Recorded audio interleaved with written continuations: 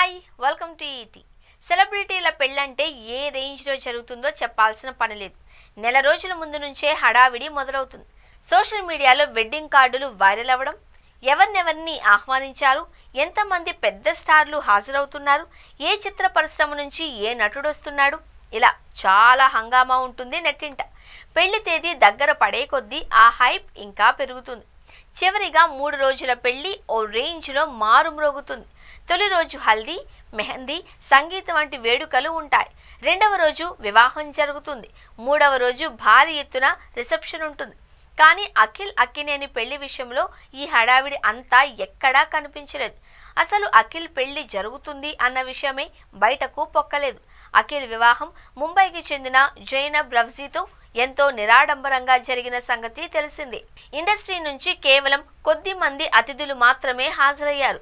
అక్కినేని కుటుంబ సభ్యులు, ఇంకా సన్నిహితులు, స్నేహితులు, ఇలా అతి కొద్ది మంది సమక్షంలోనే వేడుక జరిగింది. పలువురు రాజకీయ ప్రముఖుల్ని కూడా ఆహ్వానించారు. అయితే ఆ విషయాలేవీ బయటకు రాలేదు. అఖిల్ వివాహాన్ని నాగార్జున చాలా సింపుల్గా తేల్చేశారు. పెద్ద కుమారుడు నాగచైతన్య వివాహం మాత్రం భారీ ఎత్తున జరిగింది. కానీ అఖిల్ విషయంలో మాత్రం నాగ్ ఆ ఛాన్స్ తీసుకోలేదు. ఎంత వీలైతే అంత సింపుల్గా కానిచ్చేశారు. తాను పెద్ద స్టార్ అని, వేల కోట్లు ఆస్తులు ఉన్నాయనే పరపతిని చూపించుకోలేదు. అఖిల్, జైనబ్ ఒకరినొకరు అర్థం చేసుకోవడానికి చాలా సమయం ఇచ్చారు. నిశ్చితార్థం తర్వాత 10 నెలల పాటు సమయం ఇచ్చారు. అనంతరమే వివాహం వరకు వెళ్లారు.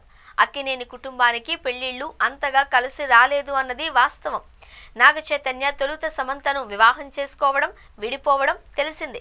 అలాగే నాగార్జున మేనల్లుడు నటుడు సుమంత్ కూడా కీర్తిరెడ్డిని వివాహం చేసుకుని విడిపోయారు.